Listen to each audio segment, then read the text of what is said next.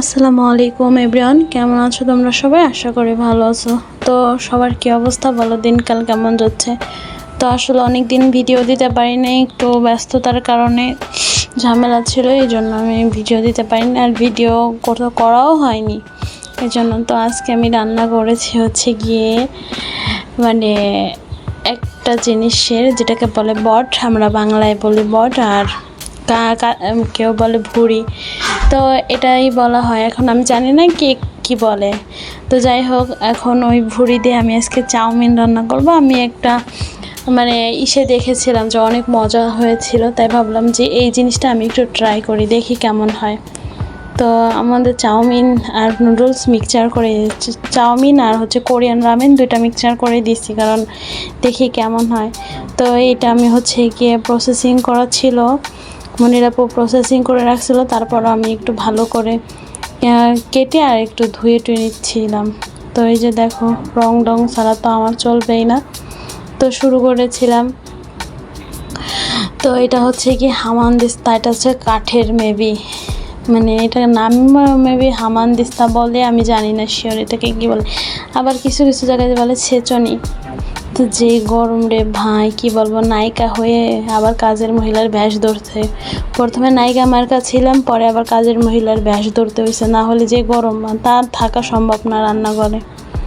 তাই একটু তেল দিয়ে দিলাম, চাউমিনটা রান্না করার সময় তেল না দিলে হয় না। তারপর আমি এই ভুড়ির ভিতরে আবার মনে করো গরম পানি দিছি, গরম পানির ভিতরে আবার একটু লেবুর রস চিপড়ে দিয়েছি, যাতে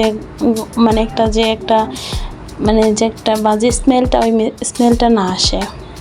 তো এই জন্য। তো সবার দিনকাল কেমন যাচ্ছে বলো? আর পরীক্ষা তো এসএসসি পরীক্ষা হইতেছে, ক্যান্ডিডেটদের অবস্থা তো আরও খারাপ।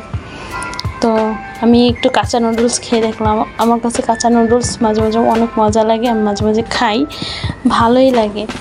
তো এই যে সব কিছু সবজি টবজি কেটে দিচ্ছি। আমাদের বাসায় আজকে কালকে ছিল না, ক্যাপসিকাম ছিল না, আর সেদিন ছিল তো মনির আপু রান্না করে ফেলছিল, এই জন্য আর রাখে নাই। আমি নিয়ে এসেছিলাম, বাট রান্না করে ফেলছে, এই জন্য আমার ছিল না। এখন আর যাইতে ইচ্ছা করতেছে না বাহিরে। দেখো আমি গপ গপ করে কীভাবে নুডলসগুলো খাচ্ছি, যেভাবে খাওয়া শুরু করছে তাদের মনে হয় না যে থাকবে, এই জন্য তাড়াতাড়ি ভয়ে রেখে দিয়েছি, না হলে তো দিব না।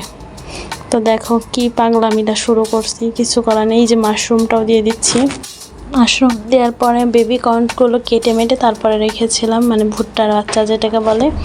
আর এই যে এদিক দিয়ে আমি সব মশলাপাতি দিয়ে দিচ্ছি, ওই ভুড়িটা আমি রান্না করবো বিদায় এখানে সব মশলাপাতি সুন্দর করে দিয়েছি। আর এই যে হচ্ছে পেঁয়াজ নুডলসে যেহেতু দিব, চাউমিনে যেহেতু দিব, সেহেতু বড় বড় করে কাটা লাগে। এই যে ভুড়ি দেখো, বেবি কর্ন, মাশরুম, পেঁয়াজ, আর ওইখানে একটা ডিম ভেঙে নিছি, ভেঙে নিয়ে ওইগুলো আর কি যেখানে ডিম আর সবজিগুলো, যে মাশরুম আর হচ্ছে কি বেবি কর্ন আর হচ্ছে কাঁচামরিচ পেঁয়াজ, এগুলো একসাথে করে ভাজতে হবে।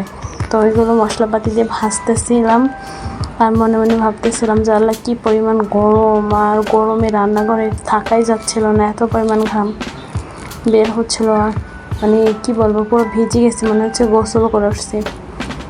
আর এটা আমি একটু আগে সন্ধ্যার সময় দেখে ভাবতেছি যে কখন করব। তো ওই ভাবতে আমার বেজে গেছে 12টার পরে গেছে, আমি লাফাইতে এটা করব। তো কি বলবো, আর বুঝোই তো ভুড়ি তো মনে করো যে একটু সিদ্ধ করে নিলে ভালো হয়, বা একটু বেশিক্ষণ সিদ্ধ করতে হয়। তো আমার সময় অনেক কম ছিল, অনেক সময় কম ছিল, কি বলবো, আমার হাতে তেমন সময় ছিল না। আমি তো মনে ভাবতেছি, মনে কান্নাকাটি করতে ইচ্ছা করতেছিল যে যদি আমি না আসতাম তাহলে ভালোই, তো এত কষ্ট তো আর করার লাগতো না। তাড়াহুড়া করতে হচ্ছে, অনেক দেরি হয়ে গেছিলো, রাত প্রায় 1:30 বেজে গেছিলো। পরে সবাই ঘুমাবে, এই সময় হচ্ছে সবার ঘুমের সময়, আর আমি যদি এই সময় রান্না বান্না শুরু করি তাহলে কেমন একটা ব্যাপার না। আর আমি যেই লোকের লাগে, আমার মাথায় যখন যা আসে আমার সেটা না করতে পারলে ভালো লাগে না। তো আমার মতো পাগল আর কয়জনই আছে। তো তারপর আমি চাইছি যাতে ভুঁড়িগুলো ঠিকঠাক মতো থাকে। তো মোটামুটি ভালোই হয়েছিল, খারাপ হয়নি। আর আমার চিন্তা ছিল এত পরিমাণ ঝাল দিব যাতে সবাই কান্না করে দেয়, সত্যি অনেক ঝাল হয়েছিল। আমার ভাগ্নি তো খাইতেই পারেন নেই, কি কইতাম, আর আসলে এরকম দেওয়া উচিত নেই।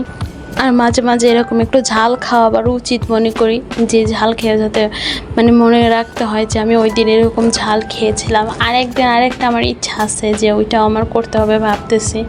আর মনে মনে তো কাঁদতেছি যে আল্লাহ, আমি যে কেন এইগুলো করতে আসলাম এই রাত 2টার সময়। কোন শয়তানি চাল আসছিল যে আমি রাত 2টার সময় এগুলো রান্নাবান্না করতে আসছিলাম। তো কি বলবো আর। তো এইভাবেই রান্নাবান্না চলতেছে আমার মাথায়, যে কোন সময় কোন ভূত চাপে আমি নিজে জানি না যে কি হয় সে সময়। তো এই যে রান্নাবান্না করতেছি, আর এটার ভিতরে সব মশলাটা দিতে হয়। মনে করো সয়া সস, ওয়েস্টার সস দিছি, সয়া সস দিছি, এগুলো আমি দেখাইনি, এগুলো আমি অফ ক্যামেরার ভিতর করেছিলাম, কারণ ক্যামেরাটা তখনও কাজ আপু নিয়ে গেছিলো, ফোন ভাইয়ার কাছে ফোন ছিল, এই জন্য। এই যে দেখো আমার হয়ে গেছে।